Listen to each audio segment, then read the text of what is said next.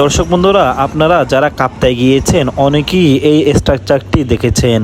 এটি হচ্ছে একটি বাঁশ পারাপার করা ক্রেন। এই ক্রেনটি দিয়ে কর্ণফুলী নদীর মধ্যে বাঁশ আনা হয় কাপ্তাই লেক থেকে। রাঙ্গামাটি পাহাড়ের গহীন থেকে কাপ্তাই লেকের মধ্যে দিয়ে বাঁশ আনা হয় এই জায়গায়। কাপ্তাইয়ের এই জেটি ঘাটে কাপ্তাই লেক থেকে এই ক্রেনের সাহায্যে বাঁশগুলো নিয়ে যাওয়া হয় কর্ণফুলী নদীতে। এই কর্ণফুলী নদী দিয়ে বাঁশগুলো চলে যায় দেশের বিভিন্ন জায়গায়। দেখেন বন্ধুরা, এই যে এই ক্রেনটি যাচ্ছে বাঁশ আনার জন্য। বাঁশ পার করার এই সুন্দর দৃশ্যটি আমাদের মতো আরো অনেকেই দাঁড়িয়ে দেখছে। দেখেন আমার পিছনে কতগুলো বাঁশ।